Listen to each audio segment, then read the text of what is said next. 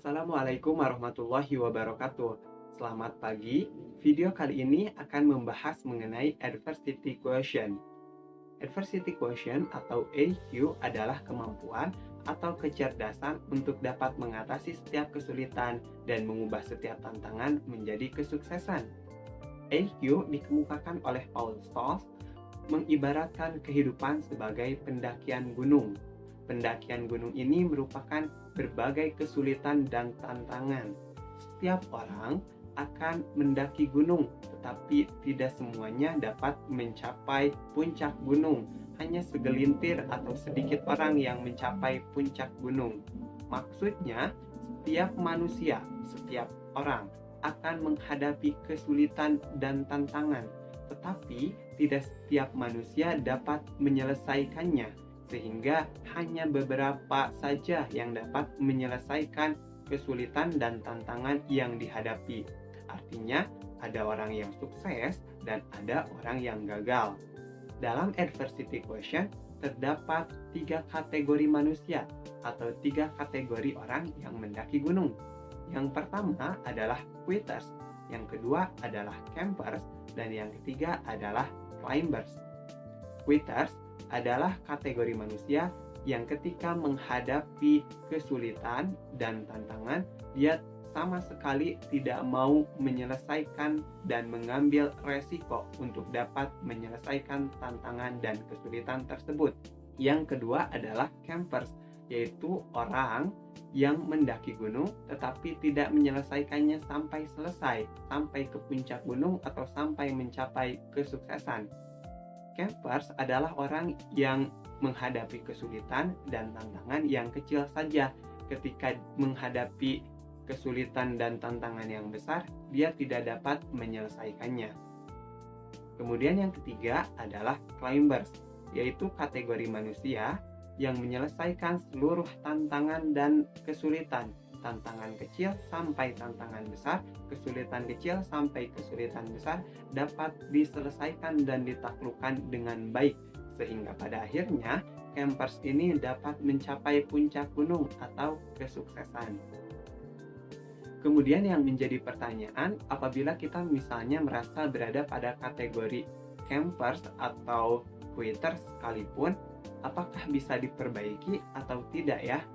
Nah, jawabannya bisa. Karena adversity quotient ini berbeda dengan intelligence quotient atau IQ. IQ adalah gifted atau pemberian dari Tuhan. Sementara adversity quotient atau AQ dapat dipelajari dan diperbaiki.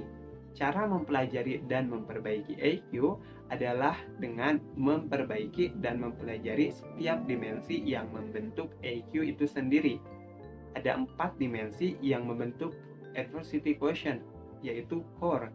Yang pertama C untuk control, yang kedua adalah O untuk origin dan ownership, yang ketiga adalah R untuk reach, dan yang keempat adalah E untuk endurance. Control adalah keyakinan bahwa setiap kesulitan dan setiap tantangan dapat ditaklukkan atau dapat diselesaikan. Ketika kita yakin bahwa kesulitan dan tantangan dapat diselesaikan, maka akan ada harapan dalam diri kita yang muncul untuk dapat mencapai kesuksesan tersebut, sehingga akan memunculkan kita untuk mendorong bagaimana cara atau mencari alternatif penyelesaian masalah atau kesulitan dan tantangan yang sedang kita hadapi. Yang kedua adalah origin dan ownership. Origin berkenaan dengan asal-usul atau sumber kesulitan. Seorang climbers mengetahui bahwasanya kesulitan dan tantangan berasal dari banyak faktor atau multifaktor. Ada yang berasal dari diri kita dan berasal dari luar diri kita. Kesulitan dan tantangan datang dengan kombinasi sumber kedua tersebut. Artinya, climbers tidak akan menyalahkan diri sendiri ataupun menyalahkan pihak luar sebagai satu-satunya sumber yang mendatangkan kesulitan dan tantangan. Ketika kita misalnya sudah dapat mengetahui sumber tersebut dengan baik, dengan objektif kita bisa menilai kesulitan dan tantangan tersebut, maka kita akan terhindar dari menyalahkan pihak lain dan menyalahkan diri sendiri. Setelah itu, kita akan bertanggung jawab. Yang kedua adalah ownership, yaitu pengakuan terhadap dampak dari suatu kesulitan dan tantangan. Ketika kita mengakui bahwa dampaknya ada atau kesulitan itu berdampak terhadap kehidupan kita, maka kita akan bertanggung jawab terhadap perilaku diri kita sendiri yang telah menimbulkan kesulitan. Artinya, ketika kita sudah dapat bertanggung jawab, kita sekali lagi tidak akan menyalahkan orang lain.